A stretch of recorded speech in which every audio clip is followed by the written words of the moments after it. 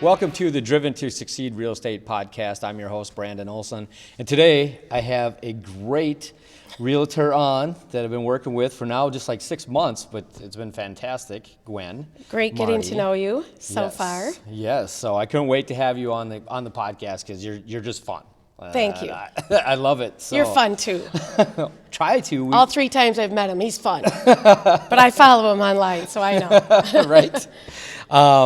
But part of this business, and like I bring professionals on, such as yourself, is to get to know you, right? I mean, there's many choices for real estate partners out there and realtors out Just there a for few. clients, just Yeah, a few. just a few. But we want to highlight the professionals, the ones that have done this for a while and have the experience, and the ones that do bring a different component to the table, and you do.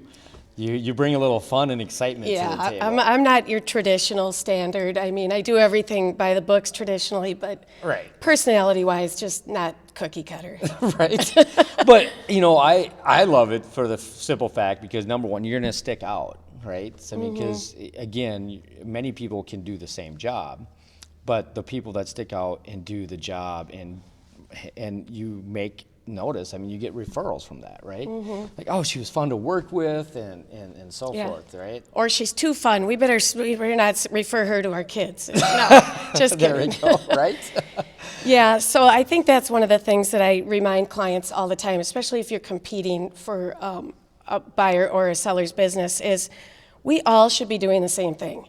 We should all be serving your needs by the book, according to the national and Minnesota standards of real estate, with a different color sign and a different business card, and a different gender and a different business card. I already said that. Just a different personality. But in the end result should always be the same. We should all be abiding by our fiduciary responsibilities and getting the job done. It's just which path do you choose to take? You know? Right. And I've had people go, back 20 years ago, well, we talked to somebody from Edina, we talked to somebody from Coldwell Banker, actually 25 years ago, I was Century 21, if nobody's ever heard of Century 21. The signs were gold, and people get teased because they wore gold jackets, which I actually think was very clever. But I'd be, okay, you're deadlocked. Do you like red, blue, or yellow better? Because that's who you should go with if you like everybody equally, because we really should be doing the same thing. Right, yeah. And so you've been licensed in Minnesota, Wisconsin since? Long time. August, I just looked up my Minnesota license. August 26th, 1996 was Minnesota. Woohoo. Wow. I actually was licensed in 95, but I was waiting for Century 21 was actually Realty World. And they were switching over to Century 21, which was a big deal. And so my broker, he said, just wait till we do the transition so you don't have to go through it twice. Right. So it took about 6 months. And then while I was pregnant with my daughter, who just moved to St. Petersburg, Tampa area, working full-time, college graduate, that was 1998 when I did get my license in Wisconsin. Right. So little couple of years later, but yeah. And but now you're working on your Florida. I'm working license, on Florida. I miss her dog, damn it. Yes. I heard she got a dog when I was like sending her money for food, and I'm like, you what? Not only that, did she paid for the dog? And like any human being, that dog came into our life, and I can still smell him in my house, and I just like, oh no, I can't go up to her room. I just miss the dog. I miss her too. God bless her. But, well, of course. She's an adult woman and doing her own thing. But that little dog, and we just bonded. Oh man, that sounds awesome. Well, now you got a very good excuse. Go down there, make some more. Absolutely. Make some more friends down there. I guess Tampa's like millennial Mecca or Gen Z. Right. Whatever they all are. I mean, her age group, she's going to be 25 this year, so it's just on fire. Right. Yeah. That's awesome. Besides looking at the snow outside, why not? I'm over it, that's for sure. Very over it. Oh, God. I do snow angels every time it snows, though, over like 5-6 inches. Nice. Little peppermint schnapps and a snow angel, and everything's better. I love it. That's fantastic. So based, when we talk about Minnesota, Wisconsin, you're based kind of on that Woodbury. Where do you live? I live in Stillwater. I was saying, lived When in I get up Stillwater, in the right? morning and I see the sun coming in and the pink sky, I'm looking right through a huge picture window over to the bluff of Nice. Wisconsin. Yes, Which awesome. is more fun when the Vikings beat the Packers, because I can see the river rise as they're bawling. But outside of that, yeah, it's like 3 times this week I have walked downtown and walked across the what used to be a driving bridge is now a walking bridge up to Wisconsin. And so it really, they're both my home. I actually fell in love with Stillwater. I had a boat in Stillwater. Stillwater or Hudson? At Pappy's. Oh, right, yeah. right there. Did So you get any sleep? I know we have a lot of the same friends, but no, I did not. I had somebody offered a ton of money for my boat last year, and I was just busy with work and everything else. And I'm like, and I wanted to get a new one. My bucket list is to get one out of Lake Michigan. Oh, and bring it nice. up the river, Yeah. and whatnot. But I mean, that's a ways down the road. Well, I like but- knowing people like you. Yes, I've right. always had the theory, I don't need to own a boat, I just you need to know know, people. right. I'll gladly bring the case of beer and 5 bottles if you want to own the boat and handle the hassle. Let's go. Yeah. But no, it actually by being on the river, for me, it's really helped with like my business because you network and you just get to Constant. know people. Right. Like it's subsidized. I do 10 loans a year out there. It completely subsidized my boating. Absolutely. But on top of it, like I built a company, this company, Lonet. Literally half so the cool. people are directly from descendants out there. Yeah. You're You're the epitome of an entrepreneur, too, I must add. So let's talk about that, because you're not from the Stillwater area. So you have a boat and you party there just like people can go to Stillwater and go to Minnetonka. Right. But I think that goes to show, because one of the questions I get the most, which bothers me, is I'm from Stillwater. I did graduate high school in Stillwater. The year before that, I went to Hudson High School when my mother remarried. And before that, I was from Tartan. So Tartan's Oakdale, then there's Stillwater, then there's Hudson. And my kids, when they were little, they were like, how do you know everybody? I'm like, I went to 3 high schools. Right. And I've been in sales and the restaurant industry. Right. So getting back to what I was just saying, people say, well, I didn't call you because I thought you just worked in Stillwater. And I'm like, oh my God. Right. I have always had the mindset, a 360 1-hour radius. Right. I've had 2 sales in Red Wing in the past year. I love the drive over to Red Wing. I love the drive over to Prescott. Luck, Wisconsin, I had 3 or 4 one year, just because, why not?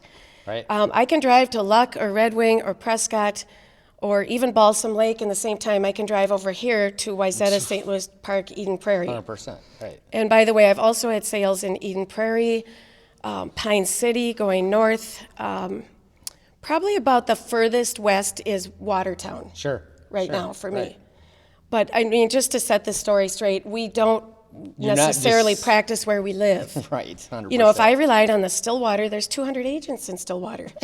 I'd be crazy. Yes. So This is all about market share. When I talk about it on other podcasts, as far as like our industry and getting that market share, and how do you set yourself? This is why I built the podcast. This is how do I set myself apart by bringing on people such as yourself, learning from you, getting to know you better, and getting our audience and other people to know who you are, right? Right. Because you don't have $2 million to put up a sign everywhere that says with your arms outreached. Yeah. Come to me. No, I would say for me, one of the first things that I learned set me apart was, I think people, the word empath is kind of new, but I know that I wear my feelings on my sleeve, and I know that I feel every emotion a buyer or seller feels. Some of my favorite clients and the most difficult are first-time home buyers, because they're so nervous and they're so afraid, and Right. I love becoming their family friend, and you're invited to baby's baptism and whatnot. But the other one is downsizing from, I've been in my house 35 years, how am I gonna do this? Right. We work together, we cry together, we figure it out together. And you have to have that. I mean, because Yeah, you bring this back to all the professionals in this industry. You have to have some kind of like counseling behind you, right? 'Cause Yeah, I had this young couple once years ago say, "Do you know how many homes you talked us out of?" I'm like, "What?" And it's not like I'm rolling in the money and don't have time to write an offer.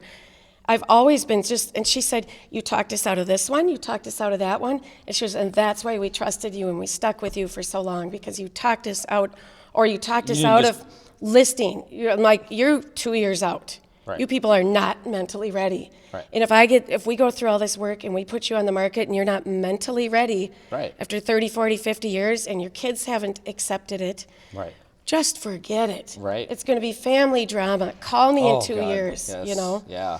I was at a closing the other day, and they were just talking about how, they had a tenants in common situation. Oh, yeah. And it stretched all the way down. It was on the reservation. It was stretched all the way down, and there's one person out of 7 people that would not sign.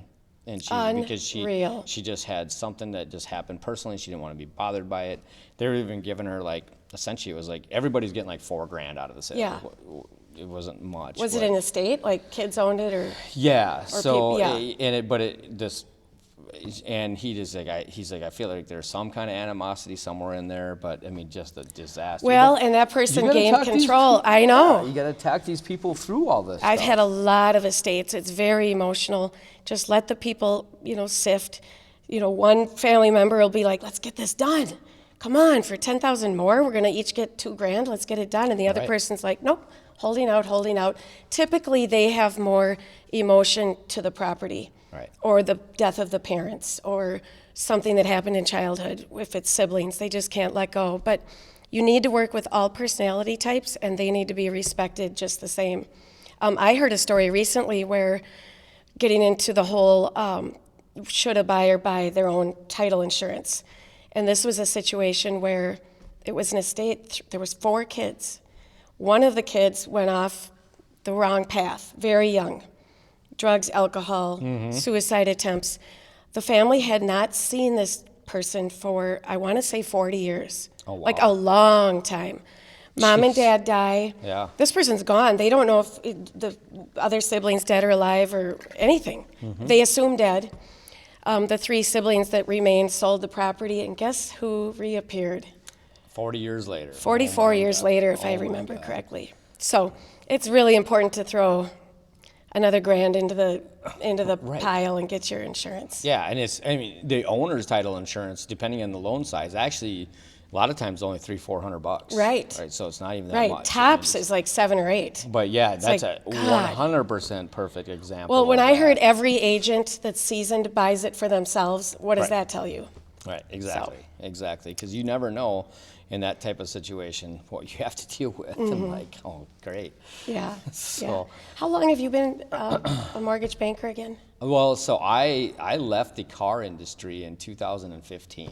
Okay. So I got licensed July of 2015. So I'm coming up on 8 years. Oh, good. So. Oh, you're in a sweet spot. It takes the Still motivated? Well, yeah, still motivated, not burnt out. Not burnt out. 5 to 10 years is really the sweet spot, because it takes about 5 to get rolling. Oh my gosh, to know. And then the 5 to differences. 10. I lived through 2007, 8, 9, 10, 11. Whatever the news tells you, my phone quit ringing the end of 06, early 7. Yeah. And I mean 30 calls a day to nothing. Nothing, right? Very similar to what's happening to some agents right now. I was married at the time. We went through a lot. My husband was my assistant. He left his full-time job because I had a hired assistant. Right. So it's like, well, that doesn't make any sense. Right. And everything just kind of tanked, and it was very difficult. And I'll be the first to admit I still have PTSD from it. I mean, I literally do. Right. And my kids, I used to say, honey, like our lives changed so much. And I said, you're going to hear about this in school growing up. And sure enough, in high school, more than once, my kids said, guess what we had to study today? Right. Our childhood and what our parents went through and how they lost everything and whatnot. But, realtors are human. I'm not super God, Miss Financial, 7 figures in the bank, go get them, sell, close. Right. I don't want to be like that. I'm not wired like that. Right. I never will be. And sometimes when I go in these 7-figure homes, I'm like, am I even in the right business? Because everybody's so impressed. And I'm like, it's just brick and mortar and paint, and it's more of it, you know? Right. I think the beauty of me as an agent right now, and if people get to know me, I'm not starstruck by things. Right. Every house I go in, I say, I'm going to point out everything I like, and I'm going to point out everything I don't like, and every red flag I see. And you might like it, and you might not. I'm going to tell you if something looks upgraded, or I can see that it is, but I'm also going to point out every single failure, and I'm going to look for moisture, and I'm going to look for drips. And that's what people ceiling. absolutely need in a real estate agent, right? Right. I mean, I know 'Cause I don't some need other sunglasses. agents that just literally, Close oh, 'em, we got close 3 'em. houses on the list. We're going to get Yeah. one of these today. Like, Yeah. and whether they like it or not, they're not pointing out the bad stuff. So, I mean, that is always where, from on the finance side, right? We have to protect people. The value has to come in, right? And we've been in, major arguments on, with agents from a lending side, where let's say the house is listed at $785 and we paid $830 to get it. And then it appraises at like $750, Yeah. and it's like, well, it was over, and so forth, and we have to justify, and we have to go. There's rules and regulations specifically. There since damn well 08, is, and I'm glad there is, and- because I lived through it. Right. And those appraisers got in a lot of trouble. And I respect, now underwriters, they're human. They have moods like everybody else. Right. So do appraisers. So they're not always Correct. 100%.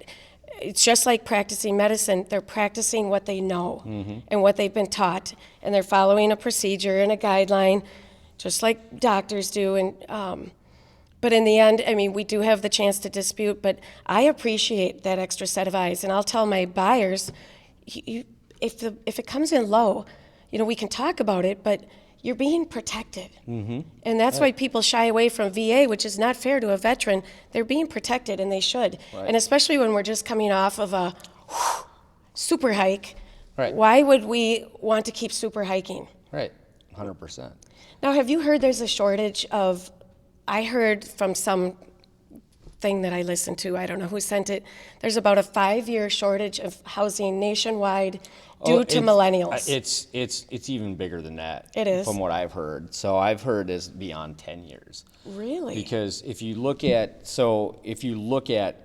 just right now what is out there for licenses and buildings, and if you look at where we're at in the current market environment, the builders aren't exactly going out there and buying all this extra land right at this moment and putting all these extra houses up right now. No. I mean, 60% across the nation last fall, 60% of homes that were under contract, brand new homes, had their money pulled. Really? Yes. 60%? 60%. That's nationwide. Nationwide. That's not Okay. here. Right. Our market's been way more sheltered because we've, it's the other markets that were, where people were leaving certain states and going to other states. I mean, they were building, they're like, oh, well, and now rates, why are we at where we're at? I mean, we just had Silicon Valley Bank just fail, right? Wow. And, and it's... Let's keep that on the record here. For those that don't know, they heard it here first. Right. Right. So they failed, and it wasn't necessarily that they had the right intentions a year and a half ago when they were buying these long-term bonds. This is a whole different discussion, but they bought all these bonds because they were getting a 1.5% return over 10 years, right? Right. And so they bought these long-term bonds. Well, the Fed had to go with inflation. They were thinking it's transitory, so they said transitory, so they kept all these banks buying these long-term bonds. At the same time, they raised the rates so much that it was better for these depositors, these companies, these large tech companies specifically, that were putting in millions and hundreds of millions of dollars into these accounts. They could go make 4% on high yield savings accounts. It's like, well, why would I make 1.5 here? You're just barely over my head. I'm supposed to know all So this anyway, stuff. long story short, is they raised the rates so high that it people weren't able to buy homes or like these new construction homes. Let's just say it used to go from 4 or 5 months to build a home, but with the shortage of supplies and everything else, we turned it to 8, 9, 10 months. And at the beginning of the year, we were quoting people rates at 3.25, and then by April we're at 5.25, and then by the end of the year where they're supposed to be closing on these homes and it's 7, Like, Right. wait a second, I can't afford this payment on this $800,000 Think about house it anymore. Think about it. You're 9 months later. I have some friends that built in Florida that are like still waiting 2 years for their refrigerator door handle. It's coming from China. Like the refrigerator came in 5 pieces. But yeah, you're right, and then builders are protecting themselves with, that they can change the price if they need to, which I can understand. But my first, well, you probably don't even know this, but right out of high school, I had a 13-hour back fusion. I've had 3 of them. All 3 were 13 hours. Yeah. All 3, I was in the hospital 3 weeks. Oh my God. It's a big deal. They took bone out of both hip bones, cadaver bone, anterior, posterior. That's not the topic.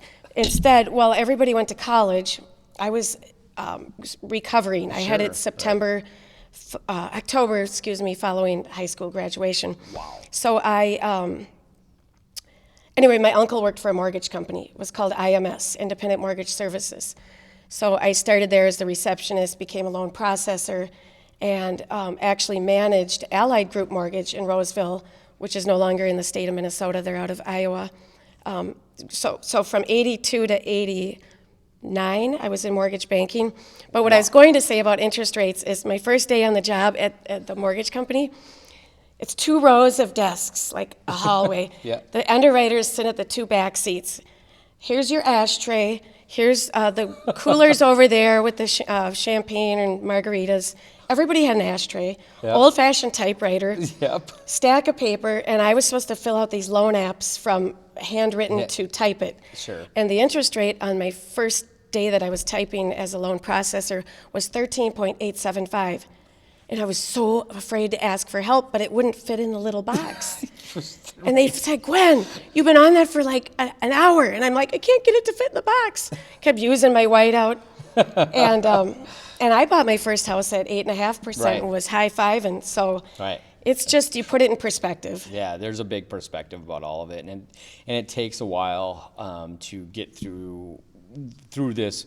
We just went through historically low 2 years of rates.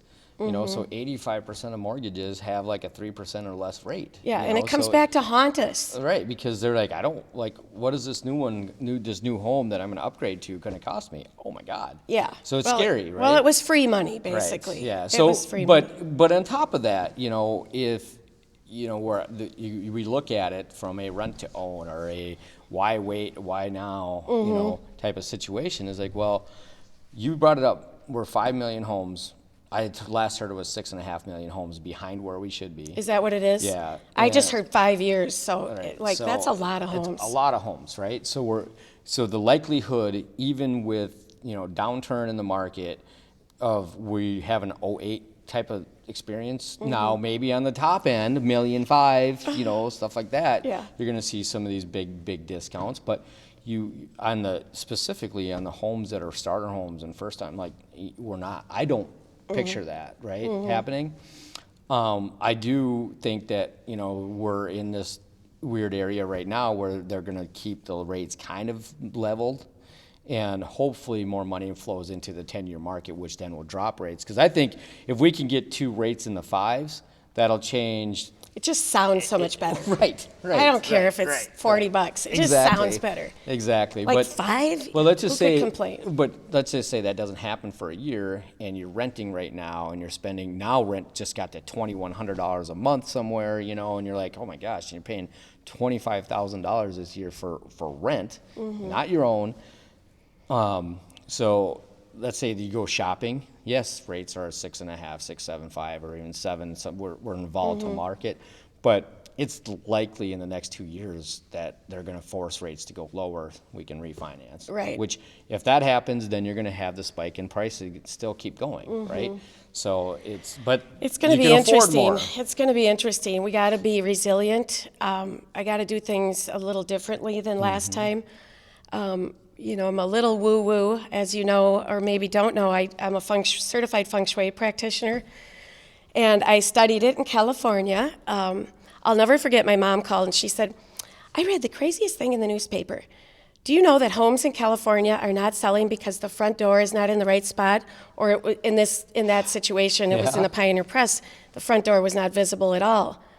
And it hit me like somebody's talking your own Sure, secret sure. language. And I said, Mom, I totally get it. I 100% get it, because I intuitively had figured out there's certain homes, why, a certain development where every home was built exactly the same square footage, same yard size, same builder. Right. Why would one sell and one not? And that hidden front door thing really got to me. And she goes, it's something called Feng Shui. And so I hadn't heard of it. My son was 2, and now he's 21. He's an insurance broker in St. Paul. Yeah, we were just talking about that. That's yeah, awesome. I'm so Good for proud of him.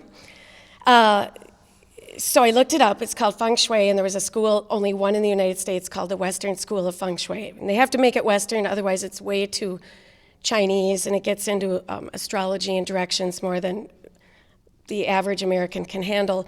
But I did have to go there twice for like 40-hour weeks, get certified. It was very intense.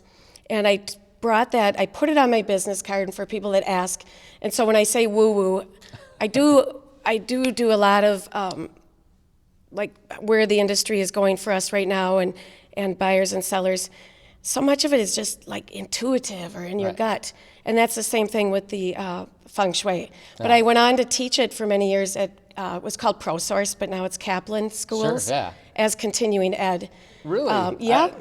But then when they had to slash classes with COVID and different things, that was one of the ones, everything started going online. Right. And I was classroom only. But people can always reach out to me, because I do private consultations. Not often. I'm not super brushed up, but there's certain practices in Feng Shui that just work or they don't work. Sure. And just if you're in an all-white house with white furniture and white carpet and white cement walls or whatever, how does that make you feel? Right. Bring in some green or some wood. I mean, in red, it's intuitive that a lot of people would do that, but they don't always. And that's why these like magazines with the house, wow, on the cover, they're almost always really out of balance and not Feng Shui happy, because it's a heavy element. Sure. Like a wood cabin, wood walls, wood ceilings, the wood table, the wood salad bowls, the wood counter, butcher block table, the big wood dining room table. It's out of balance. So I think more and more people, as they watch these programs too on like home decor or whatever young people watch, they will show how to balance the elements. Sure. But, well, that's super interesting. I know. We're gonna have to add this I was to your looking at the car. Feng Shui as I came in. You got a lot of metal. Metal's good for focus. Yeah. Wood is spongy. It's makes you a little great for not having a podcast, because when the air conditioning or the heater turns on, it loud? It's terrible, right? So Yeah. thank God it hasn't today. Just a splash of red in here, Right? and some plants, a couple of plants. It's a new. We just got the TVs Yeah. put up. Whatnot. We actually have the president of NAF coming. New American Funding. NAF. She will be You're here. NAFing? I'm NAFing. You're gonna have to start like a little rap song. They will be here April 6th. Where is the president? Where are they based out of? California. So, Of course. Yes. Right. Yeah. So, but we have operations here, Florida. It's a nationwide. We service all of our own loans. So everything's kept in-house after co-branded, closing. Yes, which is Interesting. awesome.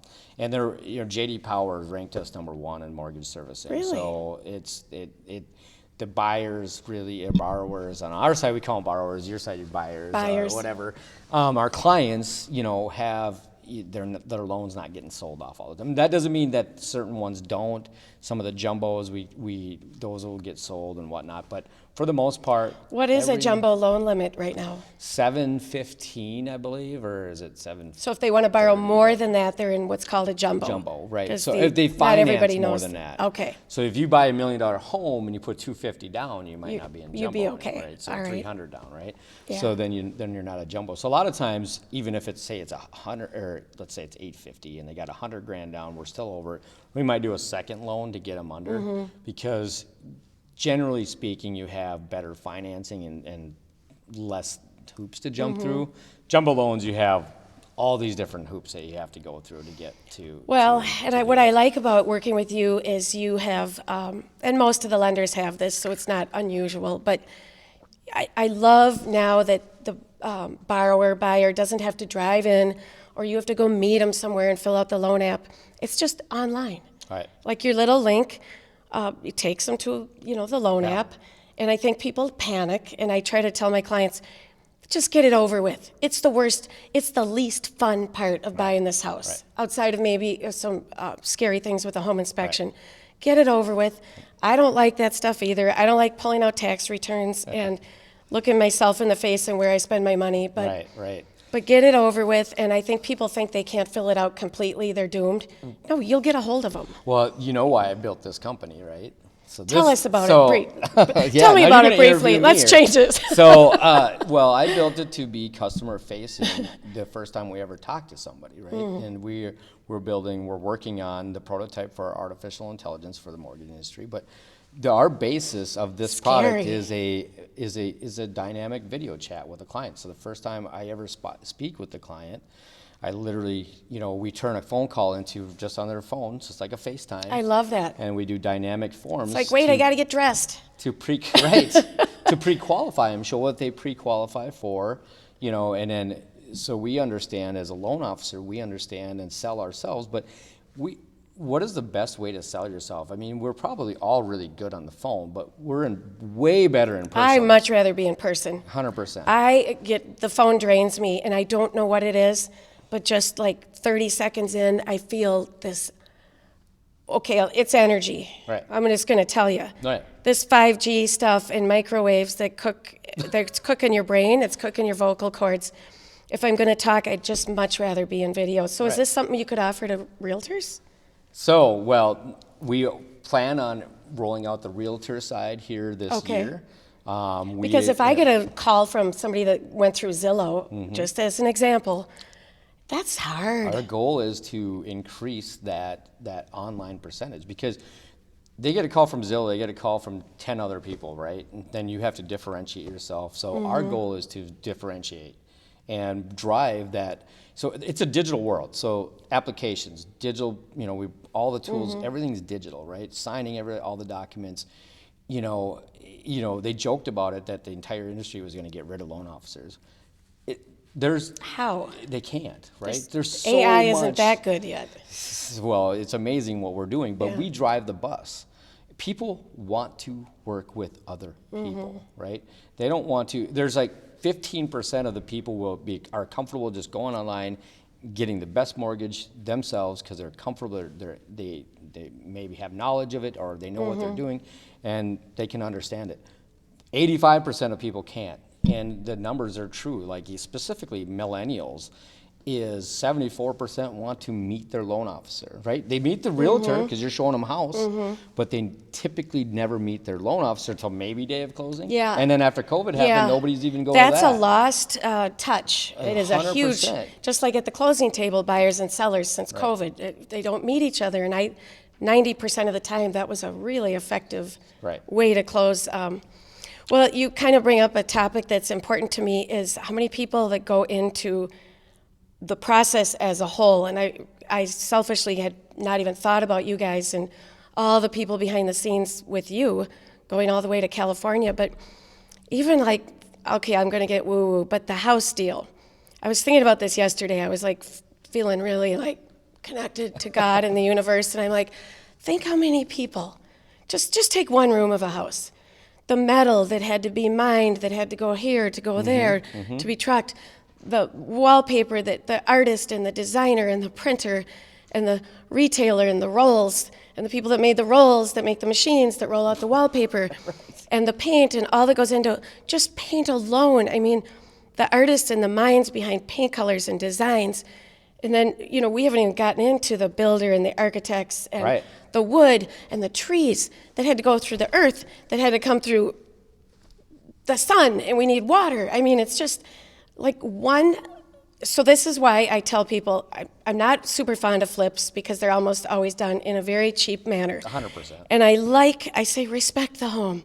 And I'll say to young buyers, I'll be like, you don't understand. This home's been respected. I can feel it. Right. I can feel when I look in their laundry room, when I look at their furnace, I'm like, it's so loved and so respected. Even Grandpa's tool bench in the garage. Respect the home and pass it on. And when people talk about, I want to leave a legacy, you can leave a legacy with your home. 100%. when I show a 20s, 30s, 40s, 50s, 60s, or even 1800s home that's been respected, I'm like, It's thank amazing. you, God. They're so the character. All in the them. people, the lumberjacks, my relatives that settled in Stillwater and were lumberjacks Right. in the 1800s, they probably logged a lot of the homes that I see in the Victorians in Stillwater. Sure. Absolutely. And I'm like, just people need to think a little more beyond the surfacey, how does it look, and all that it took to create that house and all the jobs and minds and creativity. And, Right. you know, I could go on It's and amazing. on. It's amazing. Yeah. I'm an entrepreneur at heart, right? And I've drove around. Since I was a kid. I was like got my license. I'm driving around, and I grew up in a town of like 600 people. So getting to the cities was a big deal. Oh, funny. Right? And then and I'm driving around as an entrepreneur, thinking like. How does life work? And I'm just looking, and I'm like, oh my God, look at the money that's around here. Look what it takes to do this. Just the roof. And then you start a company. Yeah. You're like, oh my God, you know how hard it is to build a company. Yeah. And manage, a team and like all of it. And I love it. I mean, it is what it is, and this is what I love about your passion. Like what you just said there was like. That was awesome. So I hope we're using thanks. this clip. Honestly, I hope so. I mean, it could make me cry. Like my son has to go to the dentist, and I'm like, so now I'm thinking, the dentist. It's not just that person making the most money and the gal that's probably trying to make ends meet. It's who made the drill, who made the little water pick, Right. who made the dental floss. I mean, so many lives and livelihoods go into that little trip to the dentist. So I think if people can just think of humanity and business and buying and selling and capturing more stuff to call our own and having the pride when they sell it to pass it on to somebody else that can be proud is just, that's what makes the business beautiful. Right. Yeah. Absolutely. Yeah. We've gone over our minutes, but it's been fantastic. Gwen. We've gone 30 minutes already? Oh yeah, I think we're actually pushing 45 Oh, maybe. my God. So it's just fun. I could talk forever. So could I. And unfortunately, probably a lot of our people won't be able to listen that long. But this is awesome. I mean, break it into 2 parts. Right. Yes. I love it. No, this has been fun. I look forward to working with you in the future. And Absolutely. I hope all of our people out here are listening to this podcast and then connect with Gwen. This has been fun. Yeah, you can find me. I'll just say, call Brandon. Or just look up Gwendolyn Marty. You'll find me. I'm on Facebook. I'm very social. I eat out a lot. And I run the Stillwater admin food page. So it's like... oh, you do? Oh, yeah. Oh, my gosh. So I'm like, post your pictures. Don't just tell me the fish was good. Post Right. your pictures. Because outside of the day-to-day living, which is every day, 24/7 for our industry, I'm super passionate about people just having fun and supporting all brick and mortar businesses and all realtors and all mortgage bankers. We're all in this together. There's not a select few that are the high and mighty. We're in this together, people. Right. And let's just love one another, be proud of each other's accomplishments. If you're putting a $5 tip out and you think, should I leave 5 or 6? Leave 6. Just leave 6. Absolutely. Well, I hope when we will do our marketing, we'll have it on Facebook. We'll have this on YouTube. So we will definitely have your links in so that people can contact you directly, or obviously contact me. But I started a YouTube channel, but I have only done one thing. So I'll give you the handle, but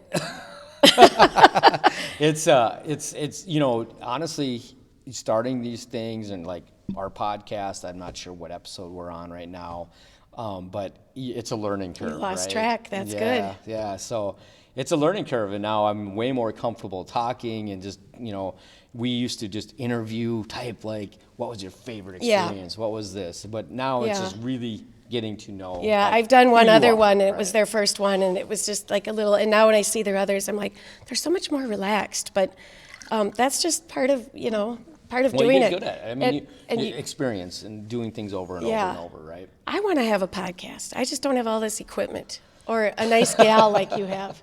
Right. He has nice people behind the scenes. I do. I have fantastic on both sides, on the loan side, and from my branch to my team at LoanNet, I have some really good people around me. So I believe in. You're a product of your environment, and you attract what you are. And when things start going haywire, look inside, because you want to be around people like you. And just that empath. Yeah. So like in this business, well, I'll hit one more time on in this business, empathy is like everything. It is. Because whether it's just talking about payments, unfortunately, I went through a family credit, kind of a family debt. crisis, and I had a lot of things going on. At the same time, a client was putting an offer on a house and going on vacation the next day, and so along the way, the payments didn't get articulated quite well until 2 weeks later, and they're back from vacation. Like, well, we didn't know, and unfortunately, It we just signed breaks your a heart. bunch of documents. Yeah. We just never had that extra. It was just the right storm came up where we didn't have the normal conversations that I always have. Because Right. the last thing I want is somebody Remorse. to be like, oh my God, this payment's way too high, and remorse, and Yeah. that's, and I Because you take it home with you. oh God, like, You wake up in the middle of the night. I'm like, I talked to a client last year that said, well, to be honest, I can't stand this house. I'm like, God, don't tell me that. Right, You right. don't even know. I mean, like you just, and I have to hear it, but it affected me heavily and still does. And now they're doing better. I think it took them a while to get used to it, but that hits us right here if we're doing our job. There's so much that goes into this on the real estate side and the mortgage side, and they talk about people buying their own home, for sale by owner, selling their home for sale by owner, doing all this stuff without us, and it's like, you guys, most people just don't realize what all goes into that, and I've saved so many of those deals. And anybody that says that I'm going to do former first, realtors will hire a realtor. Right. What does that tell you? right, exactly. It's I just- know so many. They'll be like, I used to be in real estate, but I would never do this myself. I'm like, thank you. Right. I looked at all the numbers. It generally doesn't pan out from number wise unless you just know your neighbor's buying your house for this, and it's just whatever. Right. If it's a family friend, it's different. Yeah, but regardless, having that drive, the passion that you have, and this has just been a fun podcast. Yay, so we'll have to do it again. We definitely Let's have to do do it this like again. from outside. Yes. Do you have like a patio rooftop? Right, yeah, From might a- have to do from a golf course. on location. From a golf cart. There we go. I don't really play very well, but I like to pretend. terrible. I like the clothes. Yes, you like It's the like clothes? I don't like to ski, but I like the outfits. Yeah, that's awesome.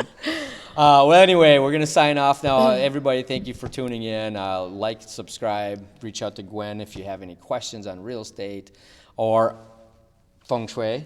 And Feng shui away. yes. No question is stupid because your environment is talking to you all the time. Just know that. And with that, we're going to close it out. Thank you all. Thank you. Appreciate it. Yes.